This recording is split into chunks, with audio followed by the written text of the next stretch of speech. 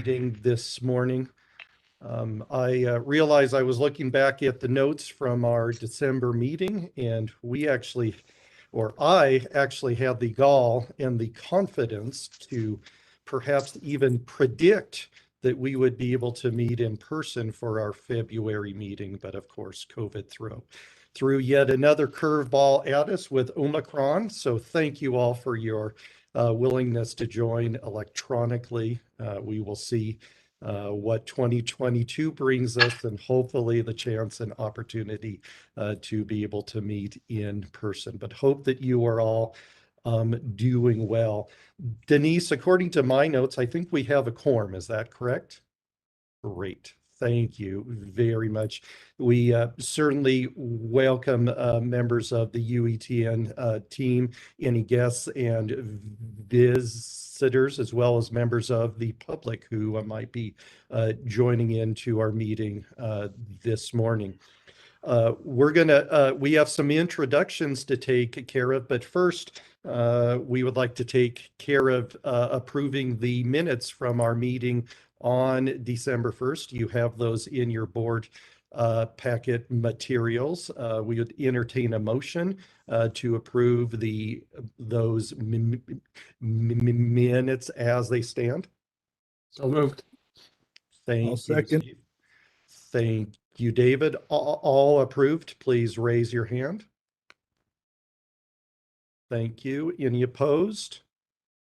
Okay, those minutes stand. Well, it is my pleasure this morning to welcome and introduce a new member of the UETN board. We'd like to welcome we would like to welcome Christina Baum, who Commissioner Wolstenhume appointed recently to fill the remainder of Laura Busby's term. Christina is the Associate VP of Academic and Student Digital Services at UVU,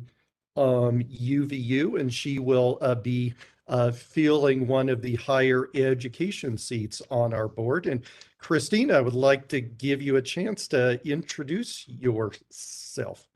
Wonderful. Thank you so much. Yes, as you mentioned, I'm at UVU.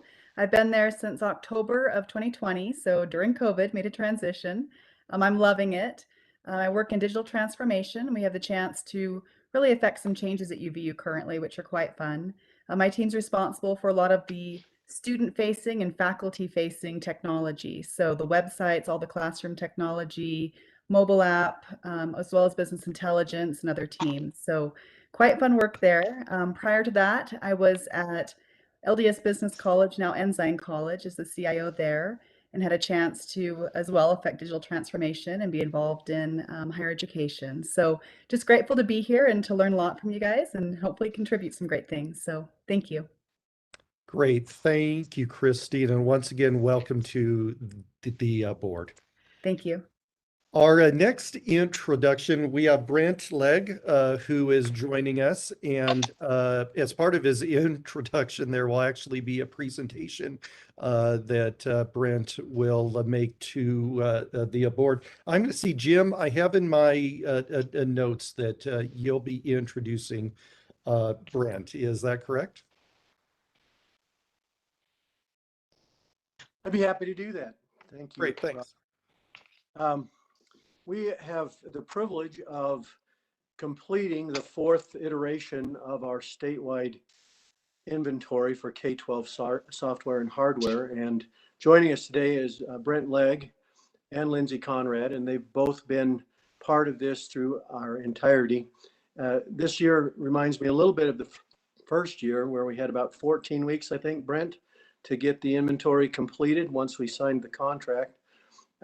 This year we have been going on this 2-year cycle where Corey and team takes a whole year to go through the portal and upgrade that, and to go through the questions and really think through how we do that. And we just have not had the time this year. In fact, we didn't know up until last January if we were even going to do this, but because of Ray's support and because of talking with those at USBE, Rick and others, we realized that this was a very important thing to do. And if you look at it, this really bookends, to this point, at least, the pandemic start and where we are now. And if you recall, the last time we had this presentation was in February of 2020. And so a lot of what we are expecting here will be, and we've looked at this and we've had a chance to do some analytics, but we have not really been able to dig into it too much right now. And Brent and his team have been putting together a report. One of the things that we want to really emphasize going forward, however, is that we have a lot of raw data. And this report represents one interpretation and one look at that data. But we're really wanting the K-12 entities to look into this and to use this data to inform themselves. And we have a valuable asset that we've been able to produce. And now we have 4 bars in our bar chart. And it's hard to believe that it's been that long, but we do appreciate Lindsey and Brent being here, and I'll turn the time over to them and they can walk us through this report. So thank you. Thank you, Jim, for the kind introduction, and hello, everyone. It's good to see some familiar faces. Normally, when Lindsey and I do this, we do this in person, and we're hopefully looking forward to doing this in person again in a couple years. My name again is Brent Legg. I'm the EVP of Government Affairs at Nonprofit Connected Nation. We were selected by UETN to conduct an inventory of all school technology across every single public school in the state. And we did that project in 2015. And as Jim mentioned, this is now the 4th iteration of that inventory. And the data that we collect and the report that we produce, including individual one-pagers on the deployment of school technology for every school district and every charter school in the state, is really intended to both guide public policy making in the state and serve as a resource to people like Rick Gaisford and Ray Timothy as they engage with policymakers on future appropriations for education technology, and also to give school district leadership and charter school leadership a gauge of where they stand in comparison with other LEAs across the state. And it seems to have been such a tremendous resource over the years that we've got into this cadence of doing this study every 2 years. And we've had in this particular instance, the timing has been so good that we have a report that came out just prior to the pandemic. And now we have a report coming out on what will hopefully be near the end of the pandemic. And I think there are going to be some very interesting insights that you'll be able to glean from this data as Lindsey walks through it. So I do want to take a moment to recognize my colleague, Lindsey Conrad. Lindsey has been involved in this project since the very beginning. This is also her 4th inventory. And she really runs the day-to-day operations of it. She's the one that interfaces most directly with Corey and his team. And she's done a fantastic job of managing this project every single year. And I'm really excited to turn the stage over to her and let her walk through some of these findings. So thanks again for the opportunity, and I'll turn it over to her. Yeah, Jim. Brent, as we have Lindsey start this, one of the things I want to point out, and one of the things that we're quite pleased with, is that what was the percentage of participation from charter schools and districts this year? Well, Jim, I am pleased to report once again that we had 100% participation from every single public school district and every single charter school in the state. And we've accomplished that every year that we've done this, all 4 times, which is also a testament, I think, to the value that this report brings to those LEAs. And it's also a testament to their commitment to seeing education technology advance in the state.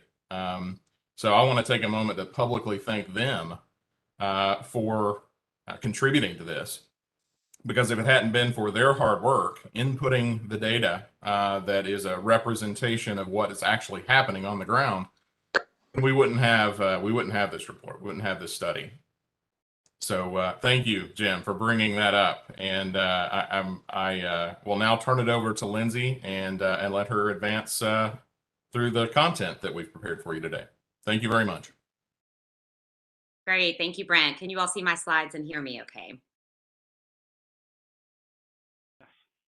Great. Okay, perfect. Well, while we're saying thanks, I just would love the opportunity also to offer my thanks to Ray, Jim, Jeff Egley, and of course, Corey Stokes. It's always a pleasure to work with you all. And even in the off years when we're not doing a report like this, you know, we're all still working very closely to make sure that we're consistent in updating, you know, the process and making sure that things are as efficient and as effective as they can possibly be. So huge thanks to the team. It's a pleasure to be with you all again here today. As Brent said, my name is Lindsey Conrad. I serve as Director of Program Development for CN.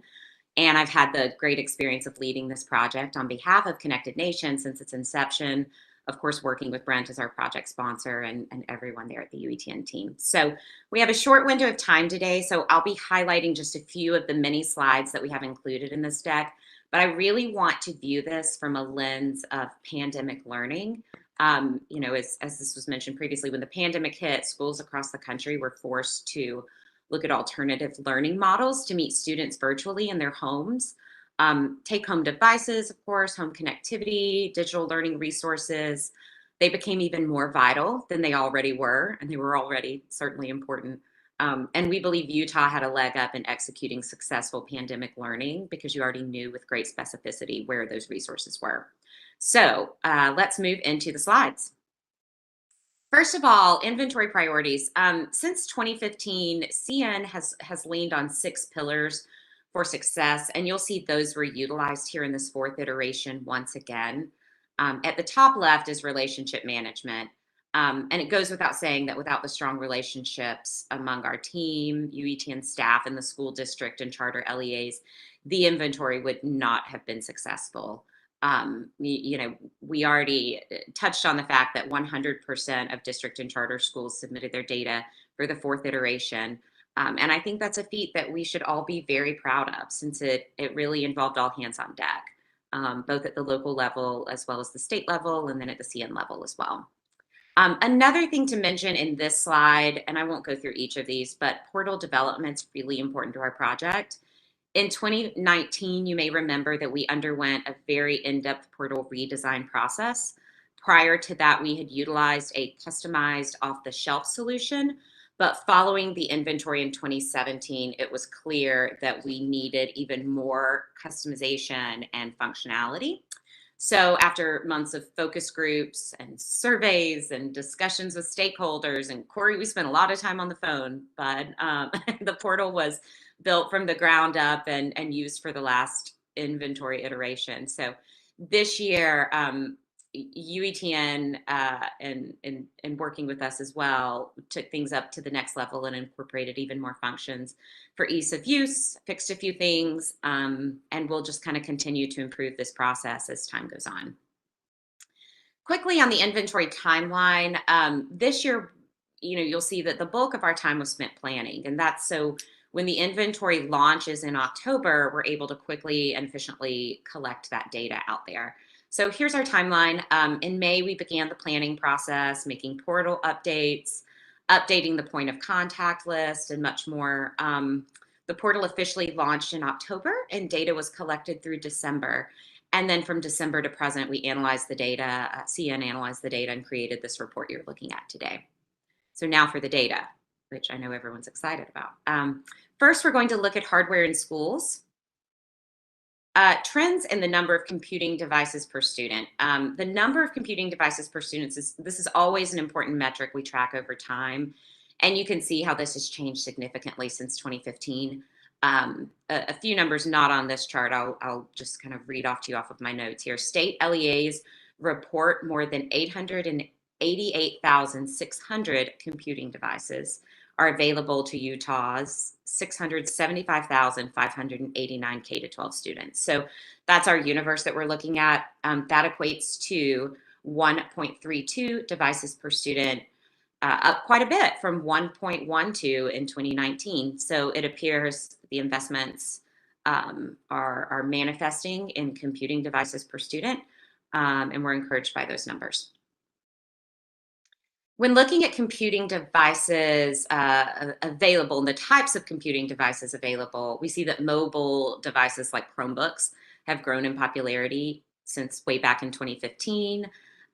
This really stresses the importance of the portability factor of these. So students can take the devices home, learn from wherever they are located, and it's an effective tool for the school districts. In contrast, looking at computing devices for teachers and administrators, Utah schools rely much more heavily on desktop computers for their teachers and admins, but we've seen a fairly sharp rise in Chromebooks in this recent iteration. You can see that number there. I'm going to skip ahead here. The average age of wireless hardware in schools and wired hardware in schools is something that we always look at because we want to make sure that the technology is new enough to get the job done.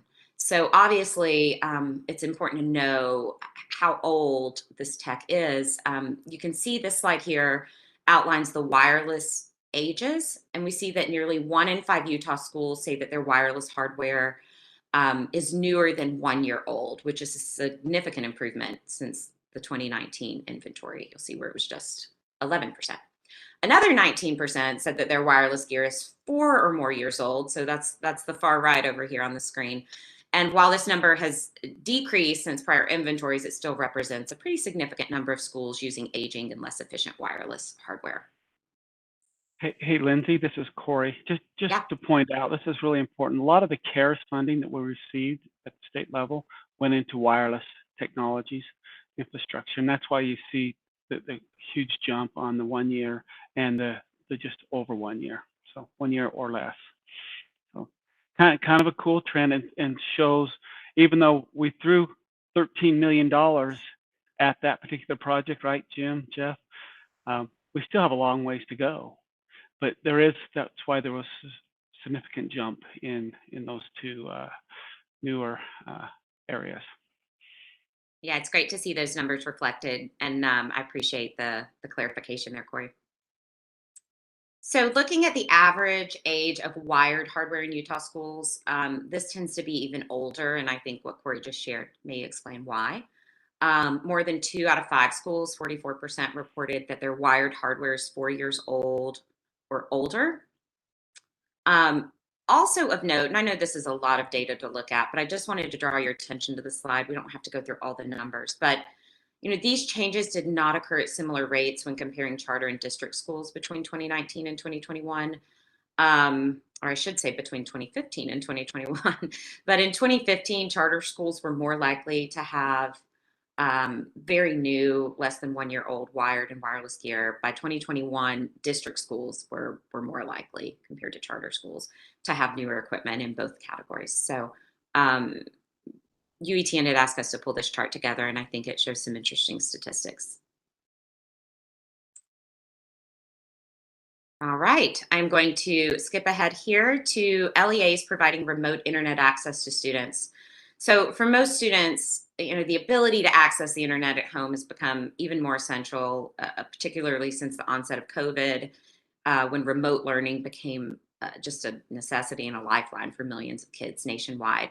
So the lack of adequate access to support learning at home, of course, we call that term the homework gap. And in this inventory, more so than in inventories in the past, given the world that we're living in, we wanted to address this.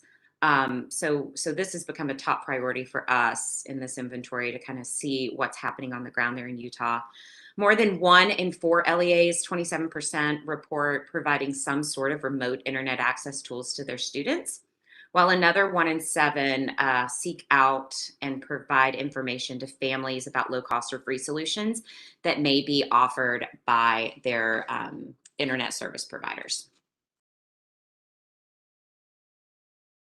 The types of remote internet access assistance that's provided, you can see the largest share of LEAs that provide remote internet access do so by distributing mobile Wi-Fi hotspots to students in need. And we're not just seeing that in Utah. Of course, we're seeing that nationwide. Connected Nations worked on deploying mobile hotspots with other programs and in a nonprofit capacity. And so we're seeing those utilized. The percentage of Utah students without adequate home internet service is an interesting metric that we wanted to look at as well. We saw that Utah schools estimated that an average of 8% of their enrolled kids don't have adequate home service. And 8%, when you look at it on a pie chart like this, you see, oh, well, 92% do. But, this equates to more than 55,000 Utah students without adequate home internet service to support remote learning. So this is an important metric we wanted to look at. And looking at why these kids don't have home internet access, schools largely believe that affordability is the main barrier. So they just think it's families can't afford it. So I think that's another important metric, when we're looking at the implications of home learning and what Uetn is doing for the schools and for the students. Making sure that they have the access at their home to use the great technology that the schools have purchased. Okay, I'm going to skip ahead here, and certainly, you guys will have these slides. So if there's something you want to call out specifically during the Q&A portion of this, we can go back to any of these slides, but also we would encourage you to review them later. So next, we'd like to look at mobile learning device deployment. Statewide, nearly 2 out of 5 Utah schools, that's 39%, offer mobile learning devices on a one-to-one basis and allow kids to actually take those devices home. This represents a dramatic increase since 2019, when only 6% of schools made that option available. So this is not shocking in the world that we're living in. Now we're going to move to the wireless access in schools. So statewide, 99% of schools report having Wi-Fi connectivity in their buildings for student use. And we get that 99% by looking at that large 55% bar on your left in the blue, and then the 44 next to it. So 99% have Wi-Fi in their school. Just for your information, the other 1%, those are virtual schools, or they share wireless networks with other facilities. So Wi-Fi is fairly, ubiquitous, at least the presence of it in a school. More than half, 55% of schools say that all educational spaces in the building have adequate Wi-Fi, while another 44% say that 80% or more of their spaces have adequate Wi-Fi. Looking at trends in wireless access points, this is kind of interesting. We've always collected data on this, and it's an important point to note out, an important point to discuss. So we are almost at 1-to-1 this year. We've kind of seen that steadily rising over the course of the inventory since 2015. And of course, we want to put the caveat on this that because every school building is unique, LEAs have to do network planning and use testing tools to determine at their discretion where the Wi-Fi access points are needed to ensure that ubiquitous coverage in a given building. Not every school will require the same ratio of wireless access points to instructional spaces. And in some cases, we've been told that actually increasing that ratio may result in some deteriorating service quality. However, the upward trend in this ratio indicates that schools are increasing their wireless access point deployments as more student devices are being deployed. And you see the other two, the charter charts, the charter bars there, and then the district bars. So we're seeing that growth in both districts and charter schools. And this is a slide in which I would invite Corey, Jim, anyone, certainly Brent, to jump in here. The Wi-Fi service standards on access points continue to improve. Only 13% of schools reported relying on older, slower technology, such as 802.11b or other legacy Wi-Fi standards, while more than half of schools, 56%, say that they're using dramatically faster 802.11ax Wi-Fi 6 technology. There's a little bit of confusion about how folks reported this. So certainly folks jump in. been privy to these conversations we've been having. But in the future, we're going to be following up on this question to ensure that folks know exactly how to answer it properly. Corey, any other context, or Brent, that you'd like to add to this slide? I guess the one thing that I do need to say is that 56% really does show what we did with that CARES funding this last year. That really jumped up. We started using that new technology, the AX Wi-Fi 6 technology. That's why we saw such a large jump there. Corey, I think it's safe to say that this is not a one, just tell us the one. This is a check all that apply. So you know, that's, you're not going to add all of these together and come up with 100%. You're going to have a variation here just because they might have the new AX, but they also have AC probably in most cases. And anyway, so just keep in mind that's. And I think one of the points, I think that's a great point, Jim. And one of the things I probably ought to add to that is we still have old technologies that are in these schools that need to connect to the older Wi-Fi technology. They're not compatible with the new. And that's why some of these districts have had, in schools, have had to maintain some of the old technologies in the school. I think they would love to be able to move away from the 11B standard, but there are a few of those devices, Internet of Things type devices, that need to have that Wi-Fi connection in that way. So maybe I don't know if there's anything else that we need to talk about here. Maybe they'll come up with some questions as we end. Well, we can move over here. So how the Wi-Fi networks are designed. This was a question I believe we added. I think it was in 2019 we added this. So here we got some data on seeing that most schools, 58%, had their Wi-Fi networks designed by in-house experts. This represents a slight increase from 2019 when 53% of schools said the same. So well-designed networks and about 58%. All right, now I would like to move over to technology support in schools. So in 2021, Utah LEAs reported that they dedicated 0.94 full-time equivalent FTE staff per 1,000 student computing devices each week, which is comparable to the ratio in 2019. But the median number of hours that LEA staff dedicated to technology support in 2021 increased. It was 36.5 hours per week overall in 2021, compared with only 30 hours in 2019. This, of course, is not shocking given the increase in number of devices. The number of weekly hours dedicated to instructional is the main word here. Instructional technology support per LEA is significantly lower than the numbers that we just saw, which were the weekly hours dedicated to general technology support. So I want to make that differentiation there. Just one clarification to that. Instructional support means really working with teachers, helping them in the classroom, helping them maybe develop a lesson plan, or providing support to an individual teacher in the classroom. Yes, absolutely. And, not while those hours were less than the general tech support, they still increased significantly from 2019. And again, not shocking given the world we're living in. Now I'd like to move over to educational software and tools. Get over here to the slide and share with you a couple of things.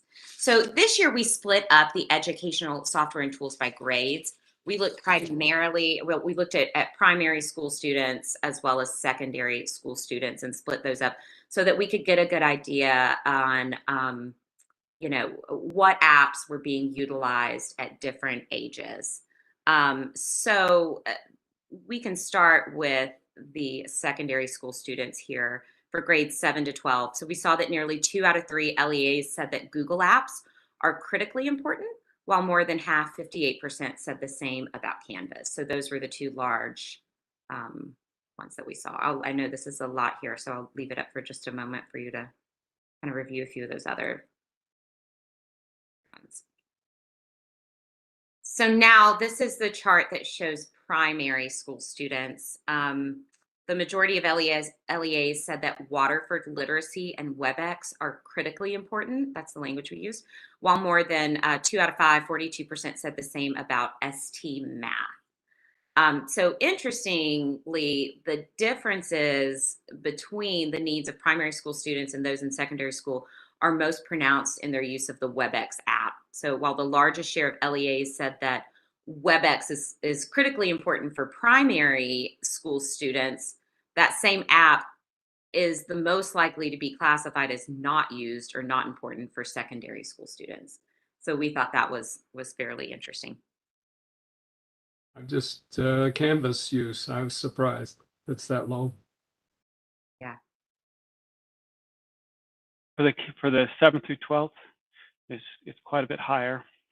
Yes, I'll go back to 7 to 12 here. You can see them right there.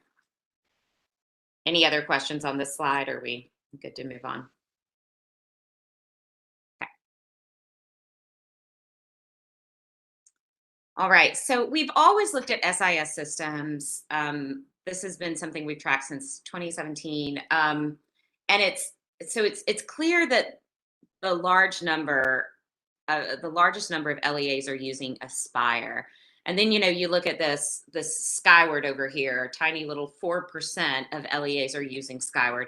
One of the things Uetn pointed out that we wanted to chart was not just the percent of LEAs, but the percent of students that are using these systems. So while Aspire is used in the most number of schools, you get over here and look at Skyward. Skyward is used by the most students. So that was kind of interesting. Only 4% of LEAs use Skyward for their SIS platform, but that covers a lot of kids. More than a quarter of Utah students are attending schools that rely on Skyward. Right. I think given the time constraints, we could go through many more of these, but let me just quickly touch on the one-page summaries that we created. Then I'll turn it over to Brent, and then we'll certainly welcome any questions. We can go back through the slides, any slides that you'd like to see and discuss more in depth. When we first started the inventory back in 2015, we provided one-page summaries for all of the districts, 42 districts. And Uetn came back and said, these were incredibly well received. A number of stakeholders in the state have used these one-pagers. We'd really like to find a way to get these done for every charter school. So that is what we did. And we're providing those for every charter as well as every district once again. This is an example of what this year's one-pager looks like. This is a charter school, Channing Hall. I'm going to skip over to the district example. It looks very similar. If you were to compare the two one-pagers, this year's one-pager and the last iteration's one-pager, you'll definitely see some different metrics that we're including, especially like in the district facts box. And, we added some stuff, got rid of some stuff, but there's a lot of really wonderful data that's supplied on here. And we would encourage you all to, when you download the full report, to check out some of these districts or charter schools that are relevant to you and your work. It's a great snapshot and able to kind of compare across the state of Utah.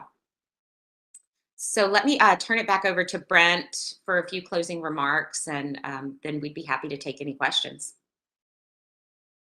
Yeah, thank you, Lindsey. And as you can tell, I think we produced a document that's going to be very interesting to you. If Lindsey and I did not say it clearly at the beginning, we also have a narrative report that accompanies this slide deck. So Corey and team will be distributing that to you so that you can read the full report. The report contains the report PDFs contain the individual LEA one-pagers. So please peruse those at your leisure. And then this doesn't have to be the only time that we're available for questions, for Q&A. So if you have follow-up questions and want to channel those through Corey, that would be great. Or you can contact us directly. Our email addresses are here on this slide. Let me just say, our organization works on projects across the country in over 30 states. And I've been with the organization now for going on 15 years. And I will say that the partnership that we have with UETN, that has now been nearly 7 years in the making, has been one of the strongest, most enjoyable partnerships that we've ever had.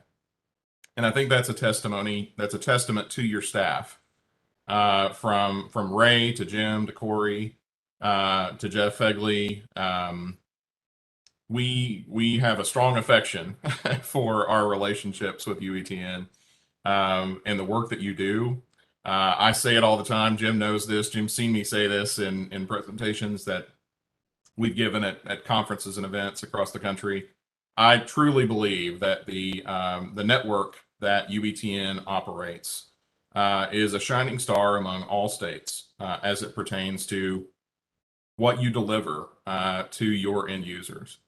And I really wish that more states would take a look at UETN's model and adopt those best practices. I know that it's taken you a long time to build what you've built, but what you built is something extraordinary. And I never hesitate when a state asks me what they should do in terms of improving their school connectivity, improving classroom Wi-Fi. I'm always pointing them in the direction of UETN. So thank you for all that you do, and thank you for giving us this opportunity to do this work. We believe it's really important work, and we hope, particularly to folks like Ray and Rick, that as you have conversations with the legislature this session, I hope this data is useful to you and that it results in something positive moving forward to address the needs that are still out there. There are still needs, and to make sure that everyone involved, the school districts and UETN, gets the funding that is needed to continue doing this excellent work that you do. So again, thank you for the opportunity, and I'll turn it over to Corey or Jim or to anyone who might Brent, want to ask a question. that's great. I'll just jump in here. Thank you so much for providing this update and report. And we do have one question about who typically responds to the survey. And Corey's answered a bit in the chat, but if you want to address who you typically have been working with at the districts and charter schools. Yeah, sure. This is Lindsey, and I think Corey's response is spot on. District and school level education technology professionals, that tends to be our audience. We certainly get support from administrative folks like principals as well, especially in charter schools. But generally, the folks filling out the inventory are education technology professionals in those districts and charter schools. Great. Other questions from the board?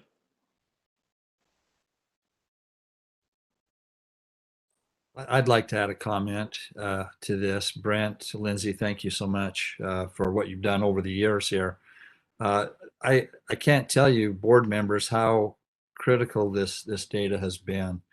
As we've worked with legislators in the past, they've been very skeptical of thinking that they're just throwing money in areas that are of little value. And so as we entered into the Digital Teaching and Learning Initiative through the State Board of Education, we used the information from these inventories to show a baseline, and then we've been able to track every other year. We felt like every year was too often, but every other year just seems to be the right timeline. And we've been able to share that information with our legislators, and they can see the growth and the improvement, especially when they look at each individual school district. So it's of great value, and it's one that I'm grateful to have had as a tool as we work to try to get the funding to help improve our services. And we will be working with Laura's team to get these all published out on the UETN website. The link that we have in the agenda that's where they'll be. That's where you'll be able to access them. Obviously, you can download them from the agenda as well currently. But definitely want to make sure they're available to all stakeholders, all folks out there that want to see what's happening. and that will happen. And the raw data is also available. So if you know of someone Good who'd like point. to delve into that, that's available. One of the things that we updated in the portal this go around was, or I guess it was last go around, but we worked on it some this year, was the ability to export that data directly from the portal in a user-friendly way. And so I was looking at actually that export this morning, and it's very usable. So I encourage you guys to deep dive into that raw data.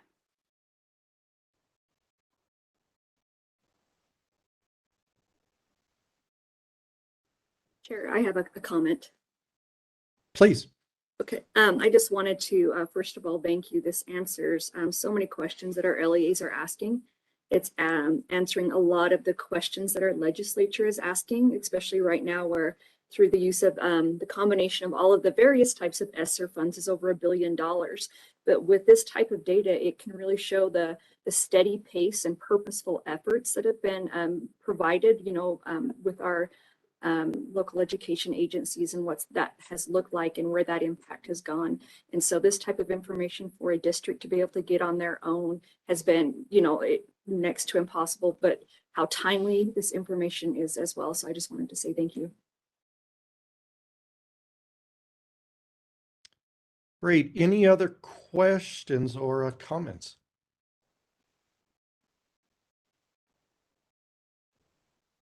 Okay, well, Lindsey and Brent, thank you very much for just an outstanding presentation and the work that has been done. A special thank you to Jim and Corey too.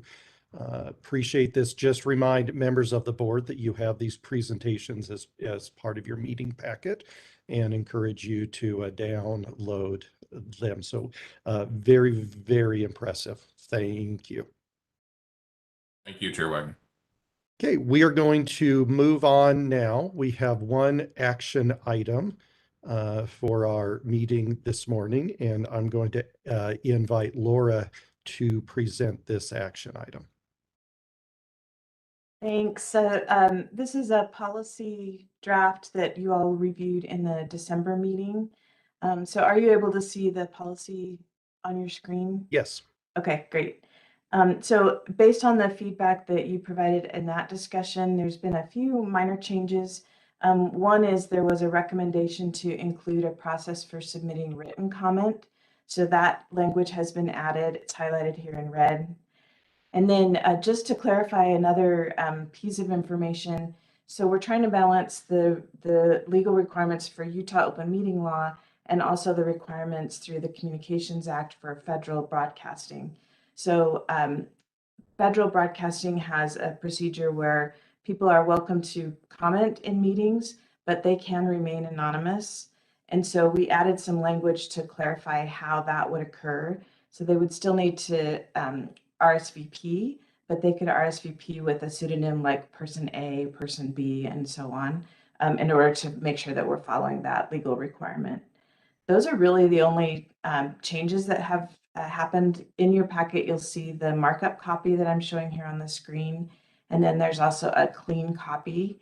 And just one final comment. So this has been reviewed by legal experts who are familiar with broadcasting requirements, University of Utah Legal, and the AG's office, the attorney that advises you as a board.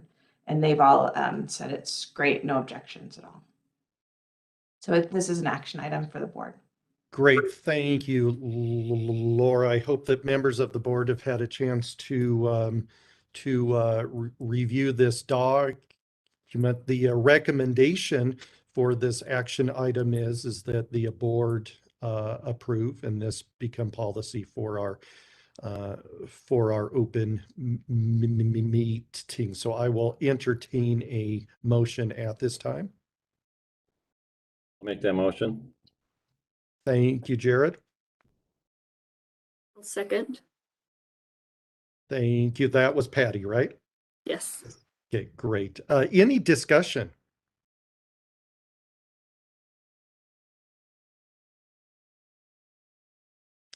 Okay, hearing none. All in favor, please raise your hand or say aye if your camera's off or a digital thumbs up.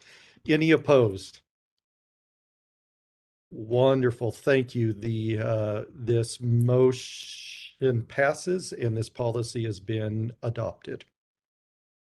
That takes care of our action items for this meeting. We will now move on to our discussion items, and we'll start with our executive director report. Ray.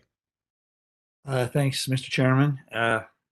This will be a quick report because I've been focusing mainly on the legislature and our funding requests.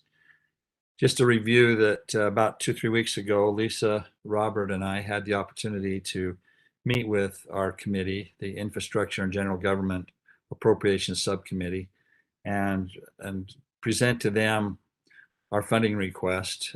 We first of all went through and talked about who we are and what it is that we do, and they became more familiar with us through that conversation.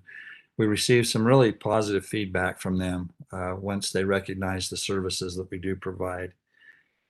So it was a good opportunity for them to get to know us better.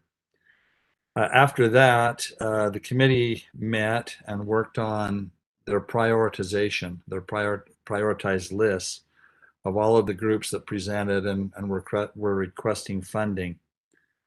And yesterday, those priorities, we have not been able to get a copy of their prioritized list yet, and we're trying to get a copy of it. But anyway, yesterday, all of the appropriation subcommittees were to turn over their list of priorities to the Governor's Office of Planning and Budget analysts that they work with. And I believe what they'll then do is they'll do a crosswalk between the governor's recommended budget and the committee priority lists. Once that is done, then that information will be forwarded on to the Executive Appropriations Committee for them to make their decisions. So I think we're, with the positive feedback that we have heard, one comment they made during the prioritization, I'm not sure I fully understand the intent of the comment, but the comment was that it doesn't matter where UETN is prioritized because almost all of our requests would qualify for ARPA funds. So that's, I think we're feeling comfortable, but we're still not quite sure where we stand. So we still need to be working with individual legislators, in particular, those legislators who sit on executive appropriations so that they can make sure that they look and see where we are on the prioritized list. So that's it as far as legislative update. And then the other thing I wanted to share with you, yesterday we had a great opportunity to do a conference call with many people throughout the state of California. It was a meeting called by the California Department of Education, and they had heard about UETN and wanted to know again who we are, what we do. It's the same thing that we get from our neighbors all of the time, all of our neighboring states. They want to know how they can be more like us and how they can do things in a better way as they feel that we do. And so it's always a great opportunity to meet with them. I think one of the biggest surprises to all of us, my leadership team, was looking at their enrollment numbers. They have over 6.12, something like that, million students. Some of the districts, I think the largest district was near 600,000 students. And it's just huge numbers. The smallest district that was on the call had 5,500 students. So it's just huge numbers, but they were appreciative of us joining with them, sharing with them what we had done, what we've been doing during the pandemic, some of the challenges we faced, some of the solutions that we've come up with. So it was a great opportunity. So, Mr. Chairman, that's my report. Great, thank you. I'm just going to take the opportunity here to say it was a real pleasure to sit behind in the safe seats behind Ray and Lisa during their presentation to the committee. I just would like to let the board know they did a fantastic job in representing UETN. I observed great interest from members of the committee. There were questions both during the presentation as well as afterwards. We had a chance to chat with a couple legislators, and it just really seemed to be great interest. The materials that were passed out to members of the committee, I just think represented this organization really well. So I commend Ray and Lisa for their excellent work.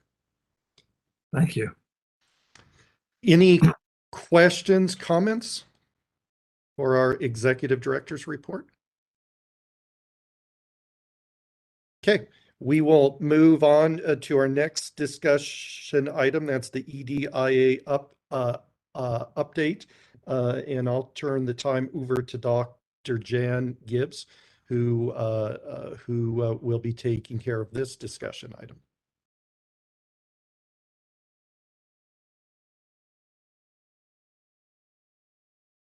Oh, Jan, we can't hear you.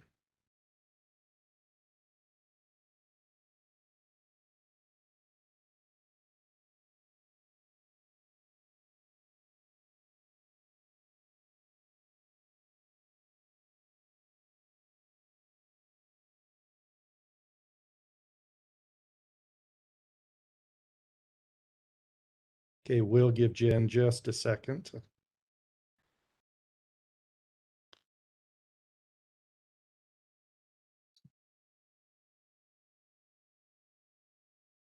Nope, we still can't.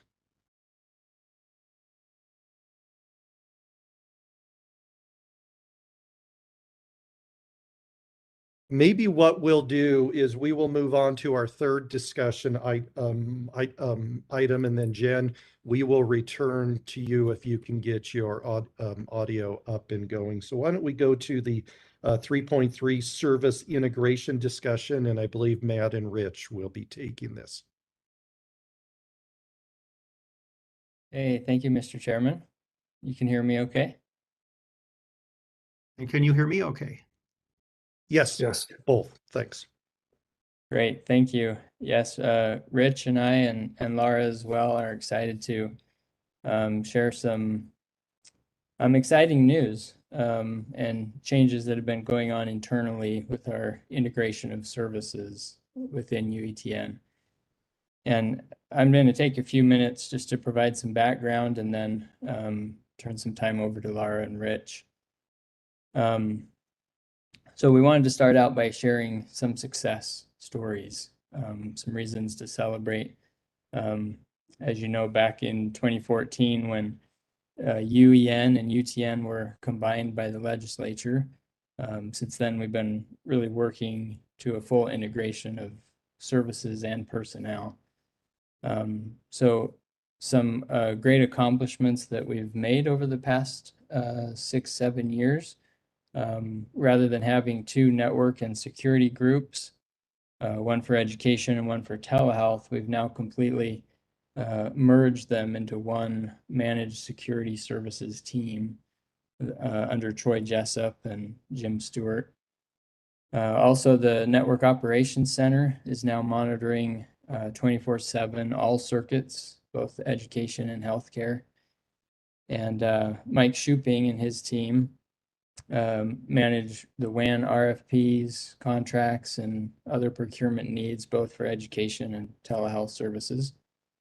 And recently, we just hired a new employee who will work on the E-rate and rural healthcare programs, the forms and applications that we submit to USAC. And I really felt like that was a big win to provide more cross-training and have more people involved in the process of working with USAC and filing forms. And so those have all been very successful pieces of this integration. We also want to share some new exciting things that we've been working on, specifically for the telehealth side as well. As a leadership team and through discussions that I've had with legal counsel, we've decided that a next step in the process is moving away from the term Utah Telehealth Network and UTN as if it was a separate organization or separate entity, and move to using the term UETN Telehealth Services Department as an integrated service of UETN. And we really feel like this change will not only help the culture of being united and integrated, but also reduce any liability so that we're not invoicing or signing contracts or agreements under the name of Utah Telehealth Network, when in reality it's not a separate legal entity, but a department of UETN. So in addition with that, Laura and her team have updated the org chart that's on the UEN website right now. And there's a link to it in the agenda if you want to take a look at it. But essentially it shows each department within UETN and the directors for those departments. It looks like, yeah, Laura's sharing it now. So thank you, Laura. And I don't know if you want to jump in, Laura, and share some of the changes in the lines and the structure with the advisory council.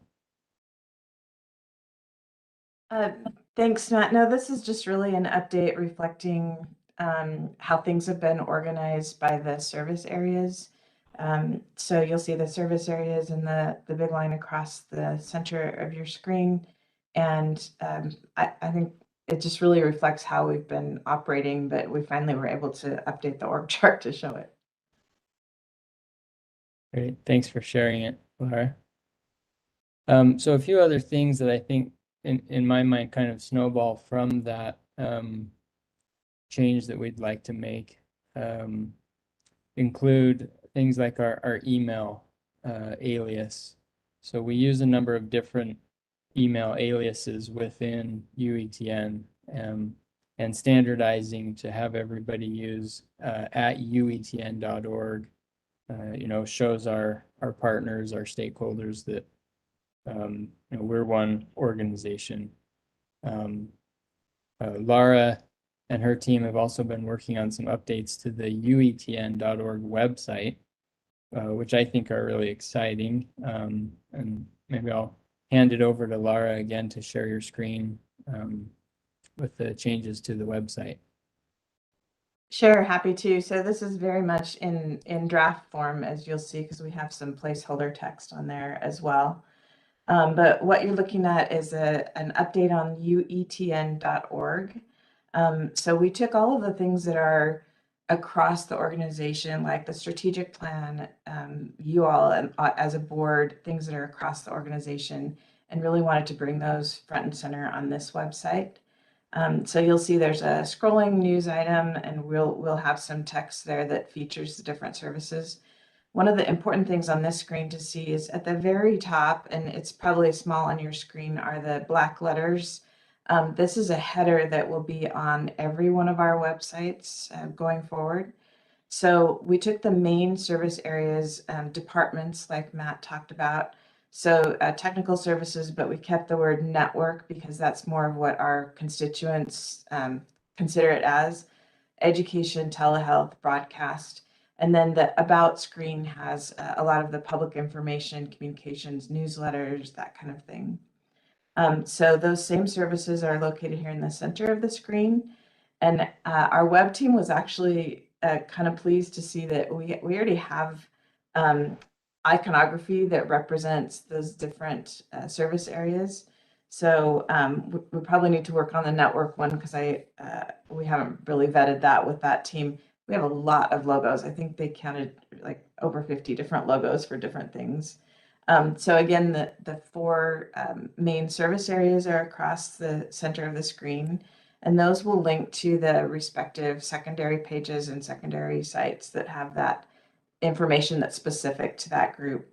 One of the things that's nice, for example, is the telehealth folks won't have to wade through lesson plans, for example, that are really prominent on the UEN current site. so we can have it be really targeted to the specific people that we serve. And then the middle part has service areas, again, that cross the whole organization. So the business accounting side, E-Rate and Healthcare Connect, the public information and communication side, and then the governance. So I'm going to click on governance and show you a draft of what that looks like, since that has to do with all of you. So this part of the website would have all the information about the governing board, the various advisory councils, and then publications and things that cross the organization, like the bylaws, the legislative funding request, the strategic plan, and so on. And then another subpage that we've been working on is the About page. So I just clicked on About. And this is information that has been in various locations on the current websites. And so it's nice that we're able to pull it all together. So this will have key information for people that need to know about our organization, the history, newsletters, and then this footer would be the same throughout the page. I think that's it for an update. Again, you can tell it's very much in draft form, but it was nice as we started to parse out the many sites that we have currently, just to see how those would be reorganized into this Uetn kind of umbrella site. And then within that, when people click on education, teachers still think of us as UEN. And so when they click on education, they'll see the education services, the lesson plans, the core curriculum, things like that. And then when people click on telehealth, they'll see the telehealth services. When people click on network services, technical services, and so on. So still a work in progress, but your feedback is most welcome. And so a part of all of this is that we also want to engage in some rebranding. We have been kind of limping by with a combined logo, the UEN logo and the UTN logo. Before our former senior graphic designer, Denise Tribble, left us about 14 months ago. She did some extensive work on some UETN logo design that our leadership team liked, and we wanted to make some tweaks to that and move forward with it. And unfortunately, as COVID hit, we had other priorities. And but since then, we've brought on a new graphic designer, Mark Olson, and he is now looking at those designs that we liked from Denise Tribble, and he's adding to them and doing some tweaks. So we don't have a new logo to unveil to you today, but it is in progress. And I just wanted to share with you how we hope to roll this out. We will be using a planning and evaluation model that is a standard for the Public Relations Society of America and the National School Public Relations Association, which we're active in. And this is a planning model that uses the 4 letters RPIE. So R stands for research, P for planning, I for implementation, and E for evaluation. And we really kind of start with the evaluation phase. What is the needle that we want to move? How do we want to move that needle? How are we going to evaluate what we do? And then we build in, of course, taking an overview of research, and then do our planning and the implementation. And then this will roll out first to our internal audiences, you, our board, our advisory councils, and our UETN employees. And then once we have disseminated it that far, we will move to our external audiences, which include the the education communities, the healthcare communities, and of course the general public. And we hope to be engaging in earned media for getting that message out. But that's a brief overview of where we're going, and thanks to Laura and Matt as well. And all 3 of us are open to any questions you may have at this point.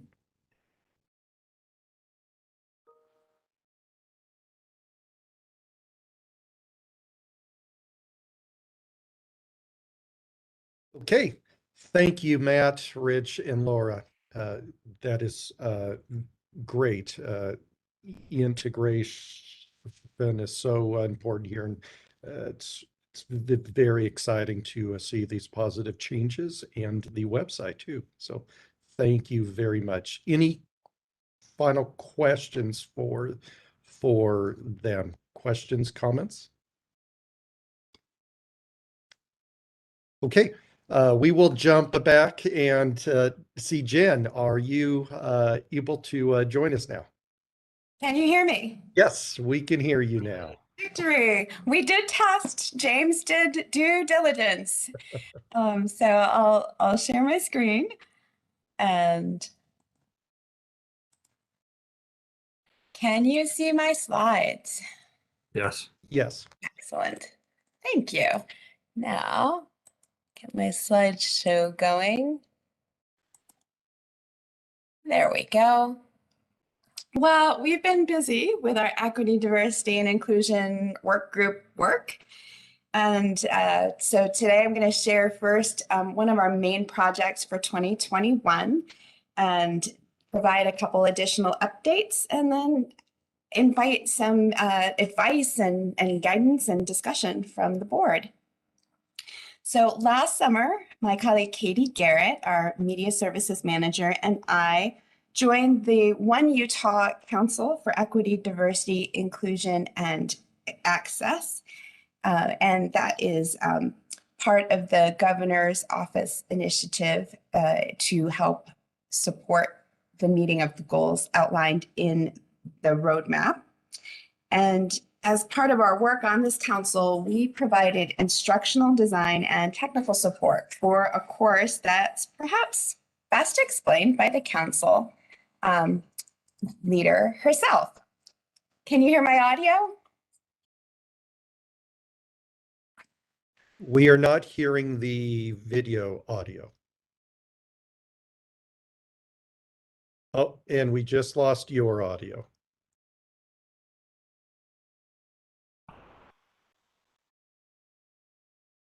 It's like you're muted, Jen.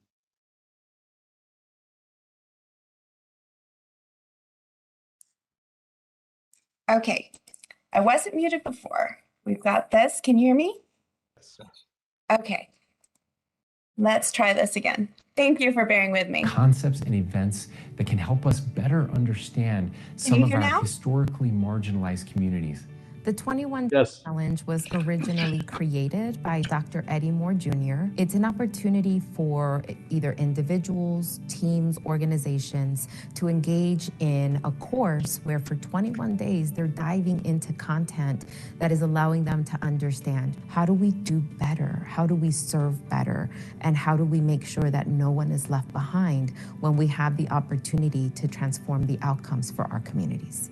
What I loved about the process in this was the amount of collaboration that required us to make sure we were inviting people's input at every step of the process. And that is at the heart of what equity is. Nothing about us without us. The response to this challenge has been incredibly positive. The Utah Education Network was a critical partner in this initiative. They had such a dedication to make sure that we were being thoughtful, that we were being compassionate, we were being kind. Our partners at UEN, we could not have done this without you. This work is necessary for us to continue moving our team and Utah forward in a way that creates an inclusive and accessible community for all we serve, for all who call Utah home.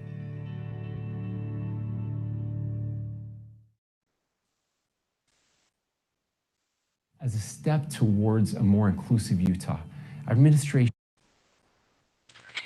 So this challenge was, as mentioned in the video, a 21-day experience that was designed to provide shared points of reference for state senior level leadership to engage in more productive dialogue. It was not a training.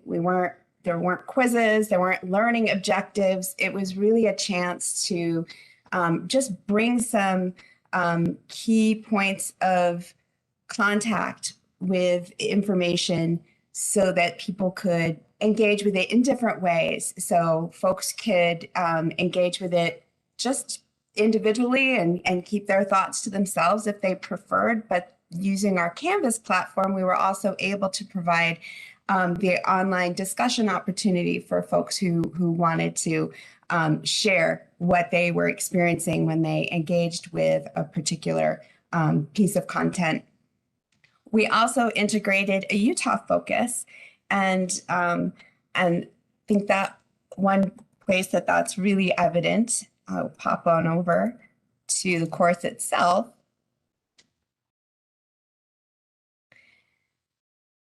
Is in a variety of sections, but because being a UEN staffer here, I'll pop us into education. And we have some national stories, and we also have resources from addressing the issue from the Utah angle. And so the course design team really labored to bring that in, to make sure that this was really relevant for our Utah state agencies.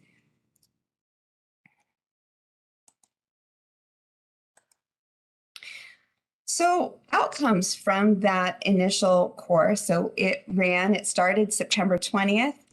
59 senior level leaders from the Office of the Governor participated, and the governor held a debrief session at the end, and Katie and I got to sit in on that, and it was really gratifying to hear some really warm remarks that people had, that they really engaged with the experience and seemed to find it beneficial.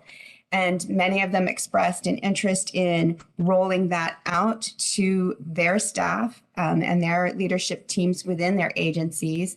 And December 20th, a cohort at UDOT launched their own Canvas instance with us of this experience, and 11 additional Utah state agencies are in the process of bringing the challenge to their organizations. Throughout this process, one of the great things about participating on this council is that we are able to connect with and learn and share resources with many other equity, diversity, and inclusion officers throughout the land. And some of the key practices that have emerged through this process include recommendations to build the capacity in our organizations by starting at that leadership level and allowing the leaders to have the experiences and be working and talking together about the content, and then consider if and how to share that further. Also, some things that are just logistically important is this challenge has, it's a 30-minute a workday commitment for the 21 days you're engaging in it. And so it's important to consider what timing for your organization is really, so that people can genuinely engage in it. And then of course, the disposition of just coming at it with an open mind. In this equity, diversity world, even international experts say this to me, that no one person has all the answers or all the right things. So it's really, we're all learning together, no matter where we identify ourselves on the map of diversity and equity interests. Before I move on to additional updates, do you have any questions or comments about the 21-day challenge?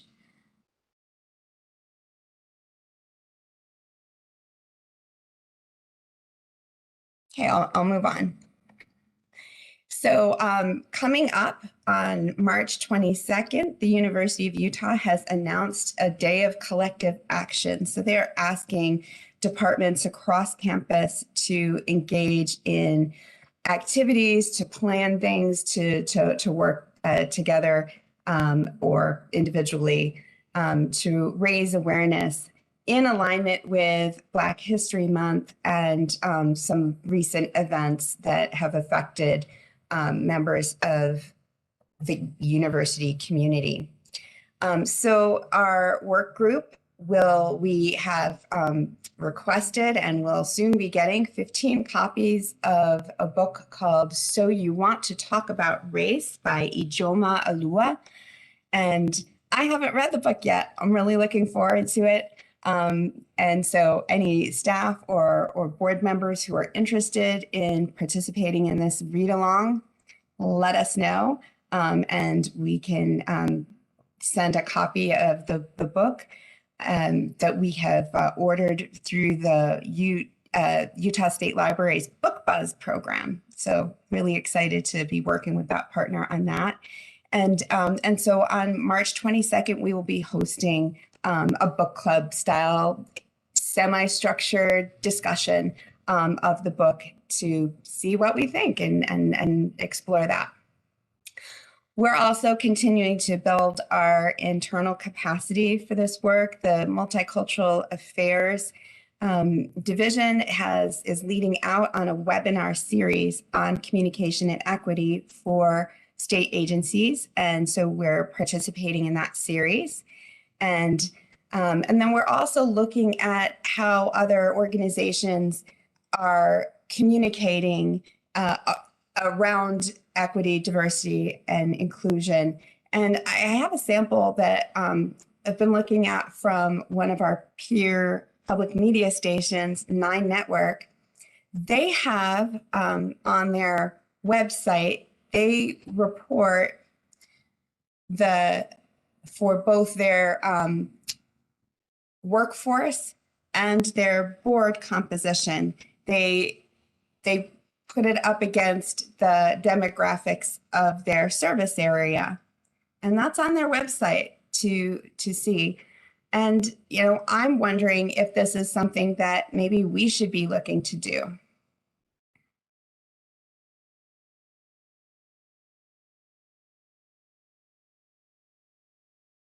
And then that leads me to my question, which is are any of the things that I touched on today, or do you have other ideas and suggestions for how UETN's board and staff may further the equity, diversity, and inclusion work that we're doing?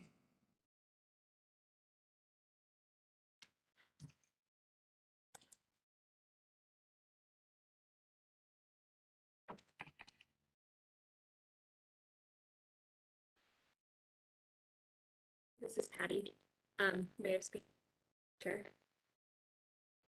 I just wanted to thank you for this work right now, especially starting with the book that can start a conversation. Oftentimes that's the hardest part, is to agree upon how to talk about it and what words mean. And we've made some really concerted efforts at USPE in trying to define vocabulary, and with the understanding that words right now are emotional. There's a lot of politics behind certain words, and words, the meaning of them change over time. So we've really had a concerted effort of being able to say, when we say any word, a certain word, here's what it means. And so regardless of the rhetoric or the trend or whatever's going on, we had to make that decided effort to define a word in order to start a conversation. Because without that, we felt that there was a lack of trust. A lot of folks wondering if we had hidden meaning or hidden bias that we weren't putting forward. So really starting with those words that matter, and then having those discussions with folks. So commending you for these efforts, knowing that they're ongoing, and recognizing the need to have this. So thank you. Thank you. It's a theme that's coming up a lot, and I'm very grateful for this One Utah Council, because we are able to be talking to peers from across other state agencies. And it's from that work that the Multicultural Affairs has developed this equitable communication series to help us kind of, well, what do we as state agencies, can we agree that this is what we mean by diversity or equity or whatever? Really good suggestion. As a follow-up to that, the board, the Utah State Board of Education did create a rule. It's R277-328. And within that rule, it talks about 10 things that need to be taught in professional learning for all of our educators and administrators in regards to educational equity.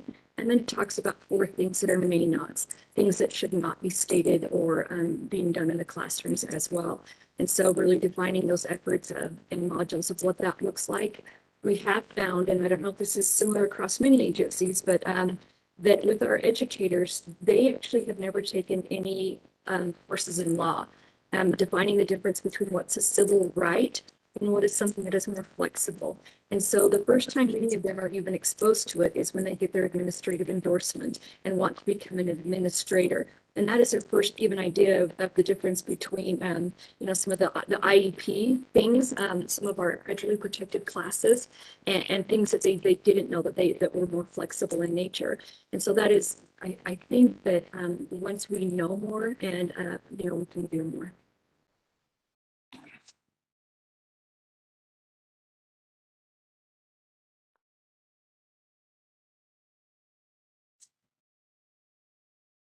So I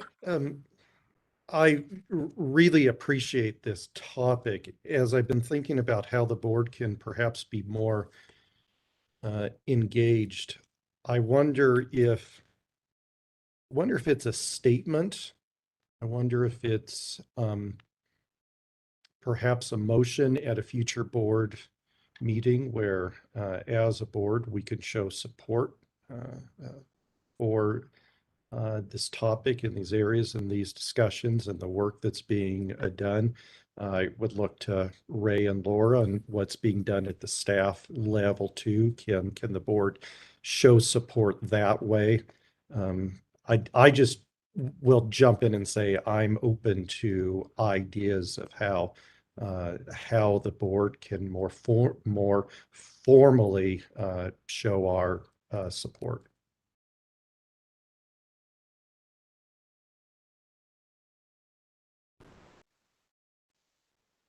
Thank you. And I saw the comment from Patty in the chat too about a possible resolution. So something that I'm sure we'll talk about with Ray and the leadership group and bring back to you. Thank you for that input.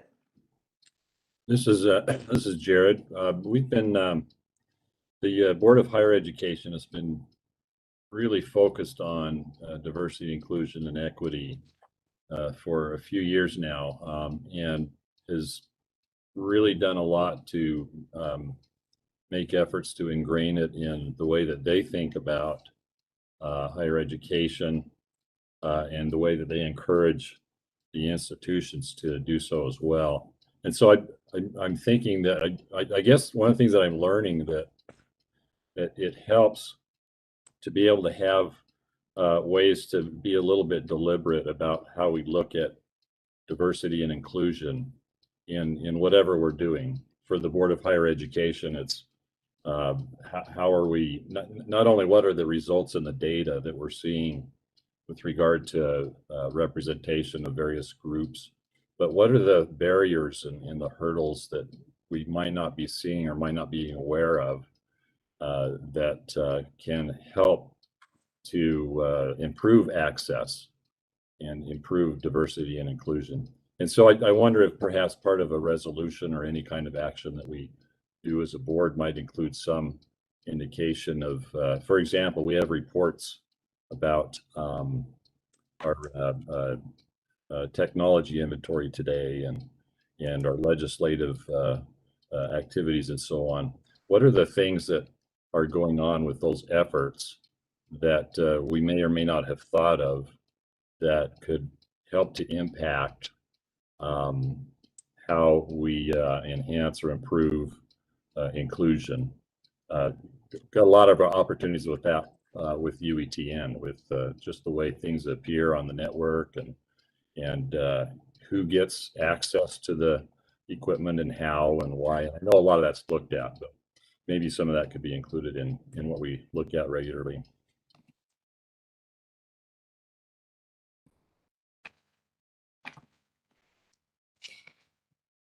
Thanks. I'm putting into the chat a document that is part of what the council, the One Utah Council, is sharing around a lot of things. And so this is USHE's equity lens framework might be of interest in this conversation and exploring potential activities that we might take.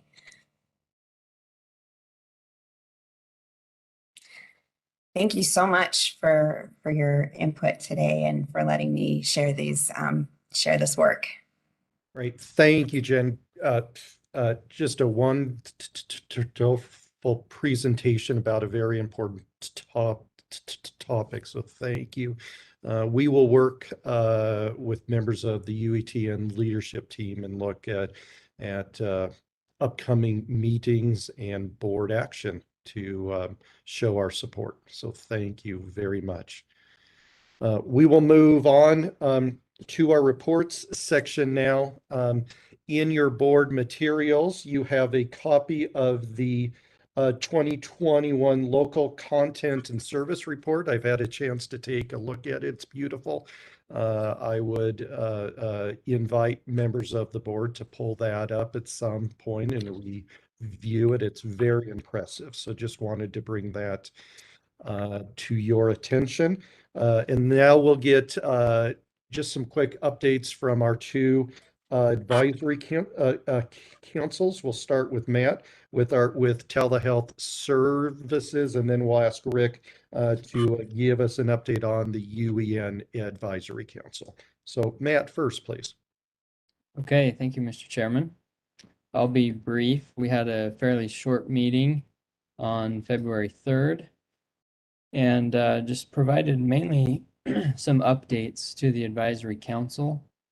I'll let the board know that our current chair and vice chair for the Telehealth Advisory Council have agreed to stay on in those positions for another year. We all felt like 2021 kind of zipped by so fast. The new chair and vice chair were just getting their feet under them by the time it was by the time a year had gone by. So we're happy that they're going to stay in those positions. I provided an update on the current RFP and network refresh. So let me just touch on that briefly. All of the current circuits and contracts that we have on the network for healthcare sites end June 30th of this year. So we're in the process of doing an RFP to get new pricing for all the sites.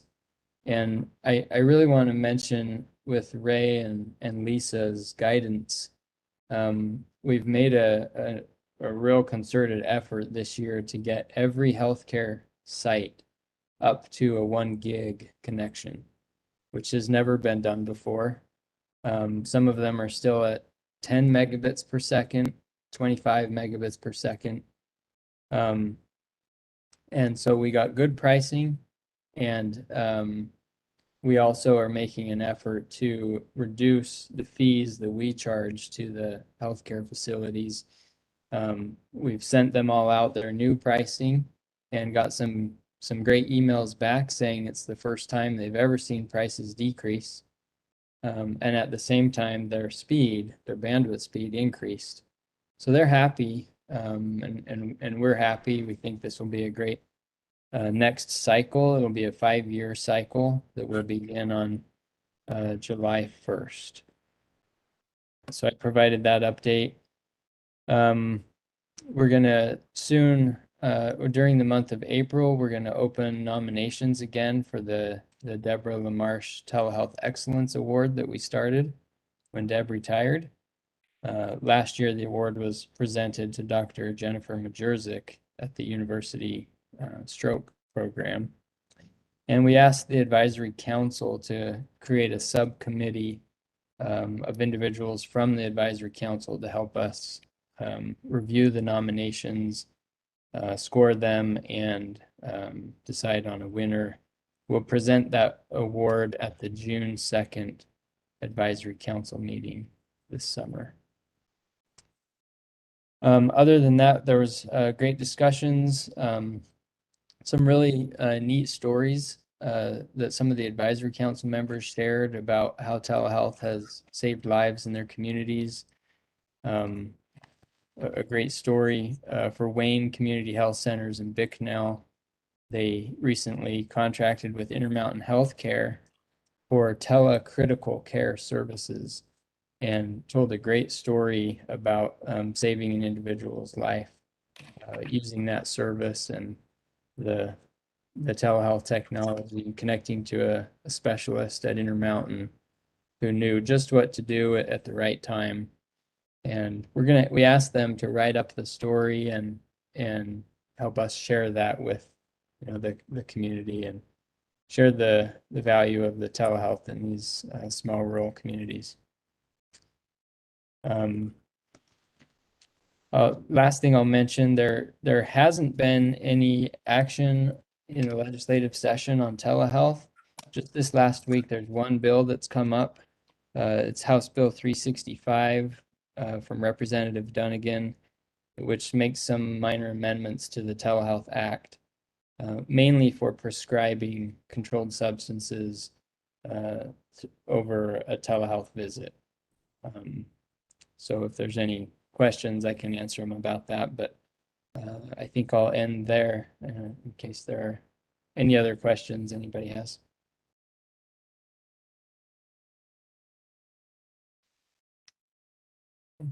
Great, thanks, Matt. Rick. Good morning, everyone. It's great to be with you. We met the Education Advisory Council met last Friday. We had some similar presentations with the legislative update and the presentation on EDIA. Both were well received. The bulk of our time was spent on two other items.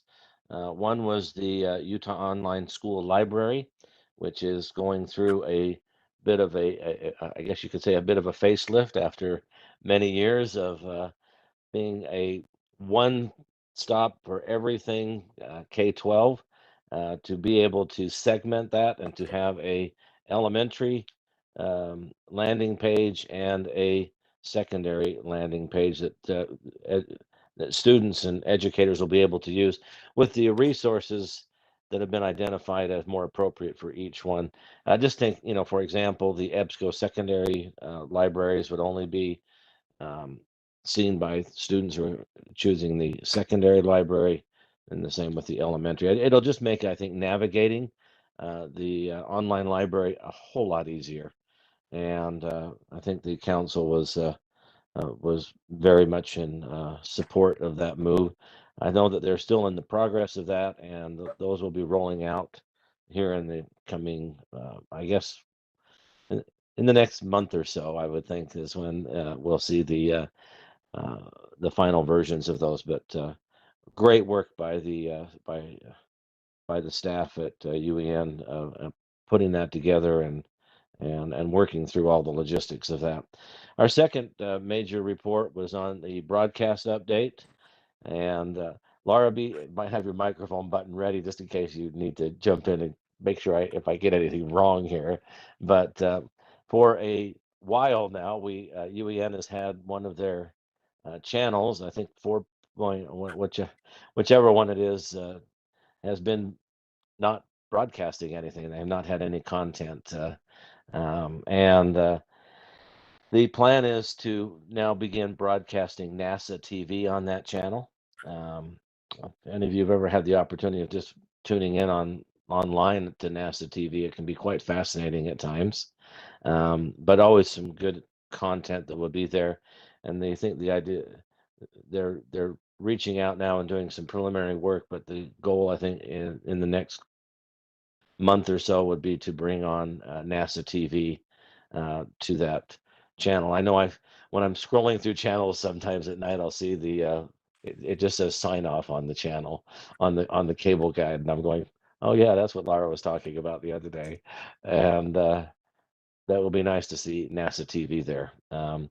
Another item that they will be doing will be, and this is where I might need your help, Laura, is we've had Sci-Fi Friday now for many, many years, and it's been a great feature.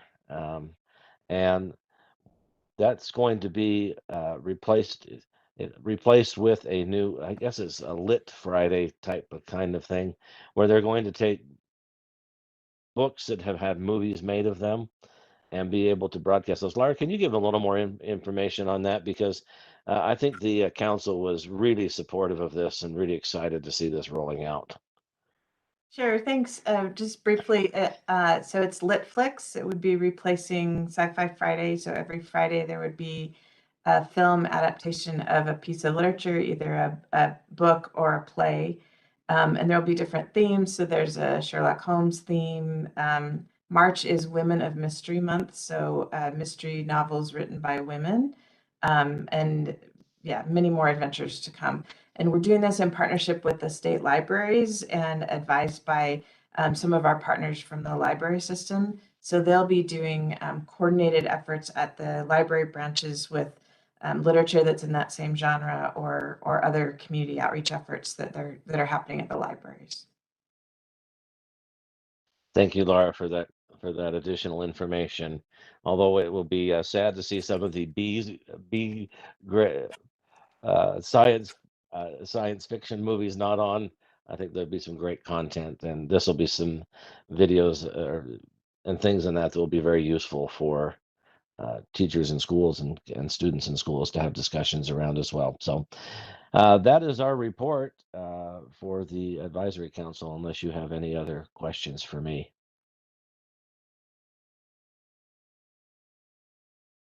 Hearing none, and Chair Wagner, I'll turn it back to you. Great. Thank you, Matt and Rick. Appreciate those reports. Next up, next item that you have in your board packet is a link. Just a reminder that the Uetn staff continue through their EBSCO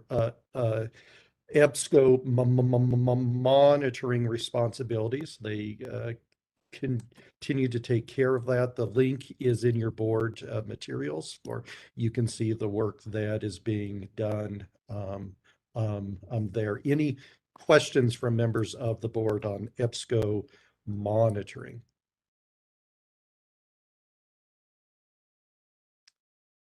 Okay. We just have a few more items as we wrap up our meeting this morning. We're going to move to a personnel discussion, and I'm going to invite Ray to lead things off here. Okay, thanks, Mr. Chairman. I don't know how many of you know my background. I started out as an elementary school teacher, and early in my career, I earned my administrative license, and I wanted to put it to work. I was in Box Elder School District, and there were no principal positions open. And so I, in visiting with the personnel director, talked about possibly going out into one of the small Far West schools, is what they were called. And so he agreed with me, and I became the head teacher of Snowville Elementary School. And it was a great experience. While I was at Snowville, it was a 2-room schoolhouse. It's the old type of school where I taught 4 different grades. I had one kindergarten teacher that I shared with Stone, Idaho, and then I had a primary grades teacher, just the 3 of us. And it was just a wonderful experience.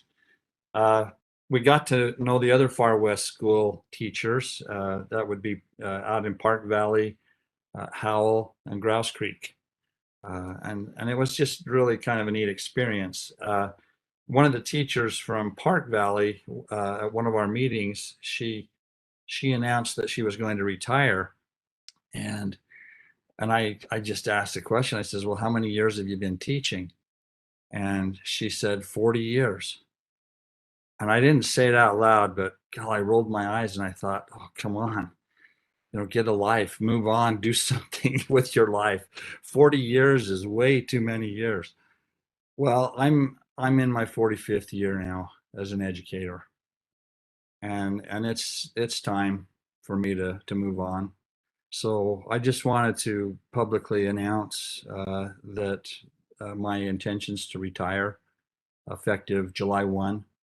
I wanted to let you know that early enough that you could go through the the search process and select someone that you choose.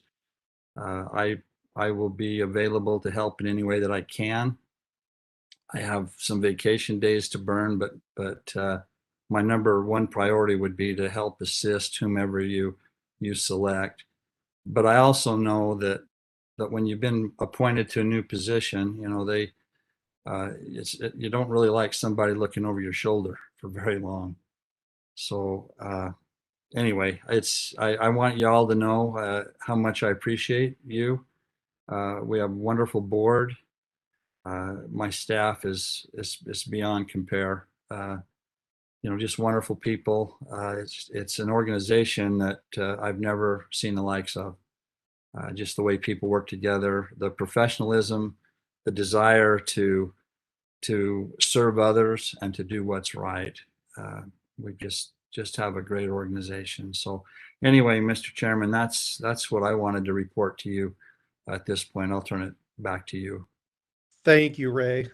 Just for members of the board, I've known for a little while, but I have been squarely stuck in the denial stage.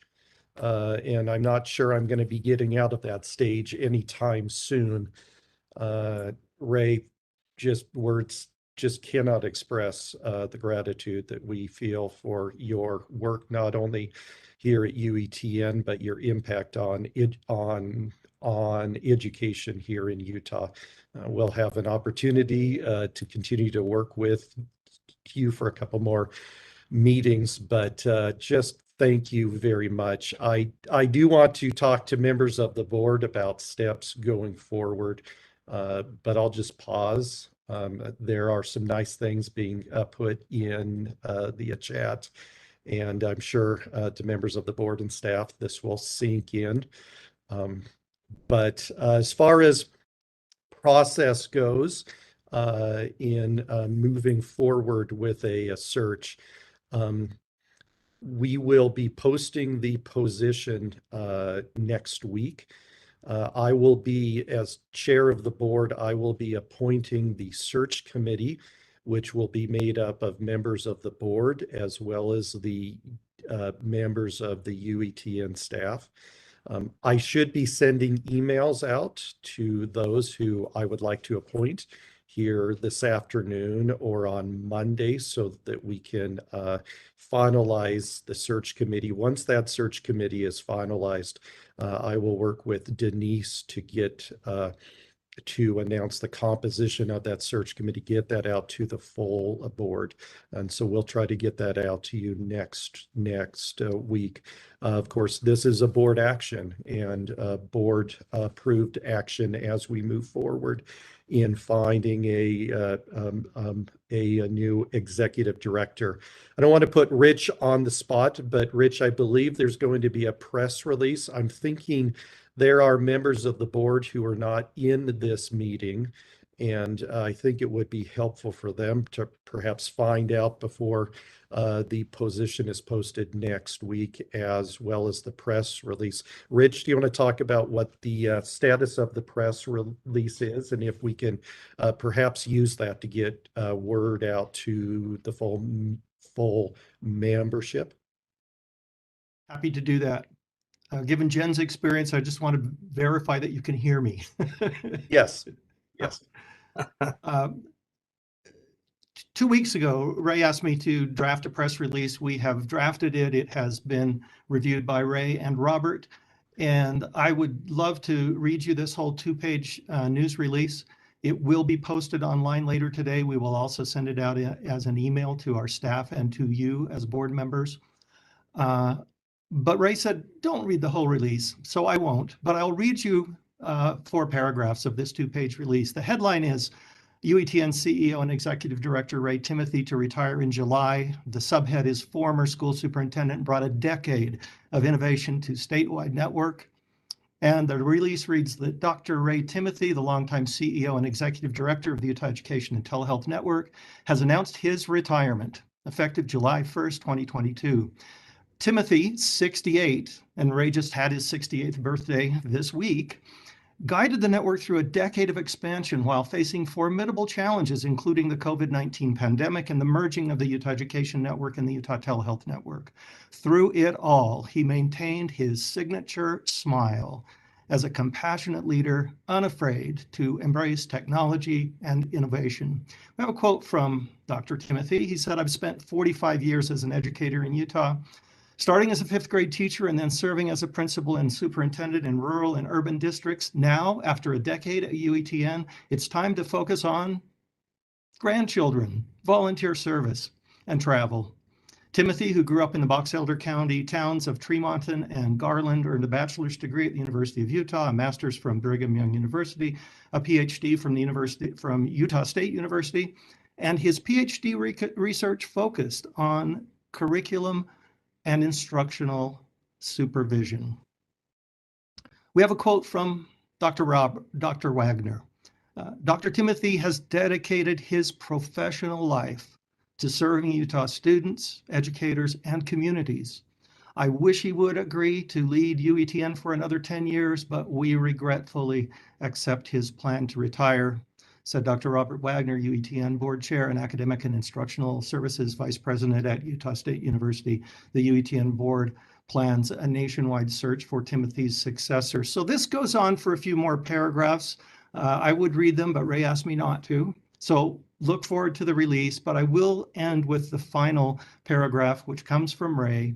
He says, "I think the key to success is to surround yourself with good, well-qualified people and allow them to contribute and to flourish as they utilize their talents and skills," stated Timothy. "Throughout my career, I have been fortunate to be surrounded by the best."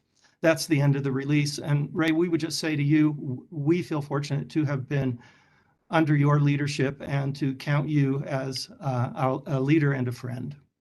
And that's all I have, Robert. Thank you, Rich. And just a great press release, very fitting for all of the tremendous work that Ray has done in his career. Thank you for getting that press release out to both staff as well as members of the board. I would like to give just going a little bit more talking about process, just so the board is aware of how this is going to work with our search. I'd like to invite Steve Hess to share some of his thoughts. This search will be administered, of course, by the University of Utah because of the relationship that UETN has with the U, as well as Steve's position as both CIO for both the University of Utah as well as USHE. Steve, please. Yeah, we looked over the job description and have updated it, sent it on to HR, and they've updated it as well. There are just one or two more places we need to make sure it's reviewed, and we're ready to post probably next week. And you'll let us know about the committee and who's on that. That'll be a part of the process as well, but HR is ready to go. Great, thank you, Steve. Just for members of the board, our intention will be to hopefully move through a successful search and have a replacement in place by the time Ray leaves. If that's not able to happen, then the board might need to go a different direction, but that will be our goals, to move as efficiently and effectively as we can this spring and into the summer. I debated on whether or not to open up now to sort of an open mic, but I'm afraid if you all had the opportunity to share your thoughts in appreciation for Ray, I would be closing this meeting down hopefully by 5 o'clock this afternoon, though it might go into the evening. And so I apologize for not doing an open mic. I invite you all. There have been some wonderful comments in the chat. You, of course, can communicate directly with Ray. He'll be joining us for our next meeting as well. But any questions? I do want to ask the board if there are any questions that you have about the search process.